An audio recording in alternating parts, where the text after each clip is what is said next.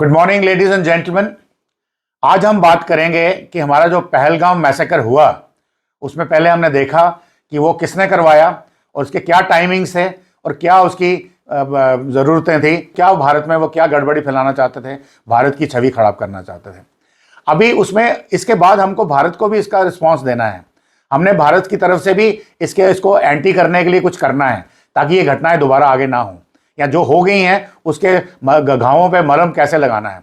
तो भारत के पास ऐसे बहुत सारे डिप्लोमेटिक ऑल्टरनेटिव्स हैं, एक बहुत ही ऑप्शंस हैं कि हमें उसके बारे में क्या करना है। तो आइए देखें कि उसमें हम क्या कर सकते हैं। पहलगाम का हमला जो 22 अप्रैल को होता है, उसके बड़े प्रभावों के जवाब में भारत के पास कई रणनीतिक विकल्प हैं, जिसमें सबसे पहले यह जरूरी है कि प्रभावित लोगों और पीड़ितों के परिवारों को तुरंत राहत, मदद और आर्थिक सहायता दी जाए।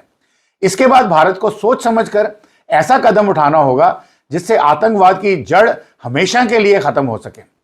इसके लिए पाकिस्तान के पंजाब प्रांत में मौजूद आतंकवाद को समर्थन देने वाली ताकतों पर एक कड़ा प्रहार बहुत ही जरूरी है, और आम जनता के नुकसान और भावनाओं को संभालने के लिए सबसे पहले भारत को पीड़ितों को तुरंत मुआवजा और मानसिक सहारा देना है।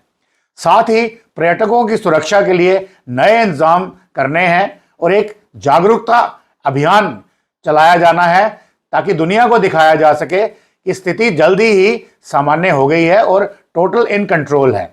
और आंतरिक सुरक्षा के लिए भारत को दक्षिण कश्मीर के इलाके में आतंकवादी विरोधी अभियानों को और तेज करना पड़ेगा, और इन जंगलों में इन छिपे हुए आतंकवादियों पर नजर रखने के लिए ड्रोन और एआई तकनीक का इस्तेमाल तुरंत शुरू होना है, जो अभी तक हो गया होगा। इसके अलावा गांव के अंदर चौकीदार, नंबरदार जैसी जो ऑर्गेनाइजेशंस हैं और ग्राम रक्षा समिति यानी कि विलेज डिफेंस गार्ड्स हैं, उनको मजबूत किया जाना है ताकि किसी भी हमले की योजना अगर पाकिस्तान बनाए तो उसको हम ह्यूमन इंटेलिजेंस से पहले ही पकड़ लें। लेकिन केवल आतंकियों को मारना समस्या का स्थायी हल नहीं है। इस खतरनाक सोच को खत्म करने के लिए आतंकियों के बड़े आका जैसे हाफिज सईद, मुल्ला उमर, जाकिर रहमान, दाऊद, इन जैसे लोगों को और पाकिस्तान की गहरी सत्ता डीप स्टेट, आईएसआई और उनकी सेना को, उसको भी बहुत डायरेक्ट सीधी चोट पहुंचानी होगी, और ऐसी जगह पे जहां उनको टोटल इफेक्ट हो। और उनके द्वारा फैलाई गई जो पॉलिसीज हैं, गजवाए हिंद और 1000 जख्म भारत को देने यानी कि ब्लीडिंग इंडिया बाय 1000 कट्स, इन सबको, गलत सोच को तोड़ना जरूरी है। उसके लिए एक बहुत बड़े कैंपेन की जरूरत है। और पाकिस्तान की असली ताकत जो है वो पंजाब प्रांत के लोग हैं, जो उनके ही हाथों में है, जो वहीं से सारे फैसले करते हैं। उनको कोई फर्क नहीं पड़ता कि सिंध में रहने वाले लोगों को क्या हो रहा है, या खैबर पख्तूनख्वा में क्या हो रहा है, या बलूचिस्तान में क्या हो रहा है, या पीओजेके में क्या हो रहा है। इन निर्णायककर्ताओं और जिहादी सोच वाले तथा कथित सामाजिक कार्यकर्ताओं पर ऐसा दबाव बनाना होगा कि वो कश्मीर के नाम पर भारत में गड़बड़ी फैलाने का सपना ही देखना छोड़ दें। और इसलिए भारत सरकार को भविष्य की योजना में पाकिस्तान के पंजाब प्रांत और सेना के ढांचे को मुख्य लक्ष्य बनाना होगा। सैनिक विकल्प के तौर पर भारत पाकिस्तान में मौजूद आतंकी ठिकानों पर सटीक हमले कर सकता है, जैसे हमने सर्जिकल स्ट्राइक करी उड़ी में या बालाकोट में स्ट्राइक करी। इसके अलावा भारत पाकिस्तान अधिकृत कश्मीर यानी कि पीओजेके में आतंकवादियों के बुनियादी ढांचों पर सर्जिकल स्ट्राइक करने की जरूरत है, और साथ ही अपने सहयोगी देशों के साथ संयुक्त सैन्य अभ्यास करने की जरूरत है ताकि राजनीतिक या रणनीतिक संदेश भी दिया जा सके कि यह इलाका सेफ है और यहाँ पे सुरक्षा की पूरी व्यवस्था है। हालांकि ये रास्ता युद्ध और परमाणु संकट की ओर भी बढ़ सकता है, लेकिन इसे अंतिम विकल्प के तौर पर ही अपनाना चाहिए। और कूटनीतिक मोर्चे पर भारत को पाकिस्तान की आतंकवाद में भूमिका का सबूत अंतर्राष्ट्रीय मंचों पर पेश करना चाहिए और पाकिस्तान के खिलाफ वैश्विक प्रतिबंध लगाने की मांग करनी चाहिए।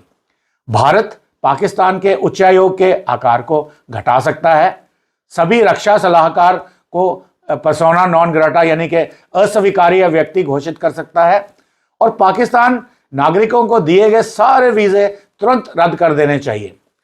आर्थिक दबाव के तहत भारत पाकिस्तान के साथ सभी व्यापारिक रिश्ते बिना समय सीमा निर्धारित किए निलंबित कर देना चाहिए, और साथ ही भारत दुनिया भर में एक मुहिम चलाकर पाकिस्तान को FATF, जो कि IMF का हिस्सा है, या और जो दूसरे इकोनॉमिक ऑर्गेनाइजेशंस हैं, उनमें उनको ब्लैकलिस्ट करवा सकता है, करवाना चाहिए। और भारत सारे के सारे व्यापार मार्ग बंद कर देने चाहिए और पाकिस्तान का जो मोस्ट फेवर्ड नेशन स्टेटस है वो भी हटा लेना चाहिए। इसके अलावा उनकी ऊर्जा और ईंधन की आपूर्ति पर भी रोक लगा देनी चाहिए। भारतीय बाजारों में पाकिस्तान के सामानों पर भी टोटल रोक लग जानी चाहिए। इंडस वाटर ट्रीटी को भी निलंबित करना भारत के पास एक बहुत बड़ा गैर सैन्य हथियार है, जो एक बहुत जबरदस्त नॉन काइनेटिक विकल्प है। वियना संधि कानून अनुच्छेद 60 और 62 के अनुसार भारत किसी भी अंतरराष्ट्रीय संधि को एक तरफा हटा सकता है और इसका प्रेसिडेंस भी है। अमेरिका ने 2001 और 2019 में रूस के साथ 2 बड़ी संधियों के साथ हटाकर उसका उदाहरण दिया है। तो इंडस वाटर ट्रीटी के तहत पाकिस्तान को सिंधु नली प्रणाली का 80% पानी मिलता है, जो उसके पंजाब प्रांत को हरा भरा रखता है। अगर भारत इस पानी को अपने हिस्से में मोड़ता है तो इससे पाकिस्तान के पंजाब और सिंध प्रांतों में कृषि उत्पादन बिल्कुल घट जाता है और जमीन धीरे धीरे रेगिस्तान में बदलने लगती है। इससे सिंधी लोगों का गुस्सा और बढ़ता है, जो पहले से ही पंजाब के वर्चस्व के खिलाफ असंतोष रखते हैं, और यह कदम सीधे पाकिस्तान के उन पंजाबी शासकों को प्रभावित करेगा जो देश पर कब्जा किए हुए हैं। और जब उनके लिए भोजन, पीने का पानी और ऊर्जा की जरूरतों का संकट आएगा तो वह कश्मीर के मुद्दे और आतंकवाद को बढ़ावा देने से पीछे हटने को मजबूर हो जाएंगे। तो मेरा यह मानना है कि हम पाकिस्तान के ऊपर एक जबरदस्त स्ट्राइक कर सकते हैं, एक काइनेटिक जवाब दे सकते हैं, और इसके अलावा कोशिश हमारी ये करनी चाहिए कि हम युद्ध की तरफ ना बढ़े। हमारे पास युद्ध के अलावा भी विकल्प है, जैसे Indus water treaty, economic sanctions, diplomatic sanctions. हमें उनका कॉम्बिनेशन कर करके इसका करना चाहिए, और काइनेटिक विकल्प जो है वो हमारा लास्ट ऑप्शन होनी चाहिए। और इस वक्त मैं ये बताऊंगा आपके देशवासियों को, ये संदेश देना चाहता हूं कि जो गुस्सा आपके अंदर है, जो प्रोटेस्ट मार्चेस कर रहे हैं, जो आप कैंडल लाइट मार्चेस कर रहे हैं, मस्जिदों से इसको कंडेम किया जा रहा है, ये सब चीजें जारी रहनी चाहिए। परंतु जो गवर्नमेंट है, गवर्नमेंट मतलब प्रधानमंत्री मोदी की सरकार, उनका मिनिस्ट्री ऑफ एक्सटर्नल अफेयर्स और मिलिट्री, आर्मी, नेवी, एयरफोर्स वगैरह सब मिला के, उनको आपने तंग नहीं करना है। पॉलिटिकल पार्टीज को मेरी तरफ से एक संदेश है कि आप उनको तंग मत करिए, उनको अपना काम ठंडे दिमाग से करने दीजिए, क्योंकि अभी हमने आतंकवाद को जड़ से खत्म करना है, वंस फॉर ऑल। और अभी तक पहले जो हमारे कदम थे, उड़ी स्ट्राइक थी या बालाकोट स्ट्राइक थी, उसमें वो 3-4 साल के लिए तो चुप रहा, परंतु खत्म नहीं हुआ। अभी इस बार खत्म करना है। हमारा गुस्सा जो है नागरिकों का, वो नीचे नहीं आना है, परंतु एट द सेम टाइम हमने गवर्नमेंट को प्रेशर में नहीं डालना है, मिलिट्री को प्रेशर में नहीं डालना है, और हमारी मिनिस्ट्री ऑफ एक्सटर्नल अफेयर्स को प्रेशर में नहीं डालना है।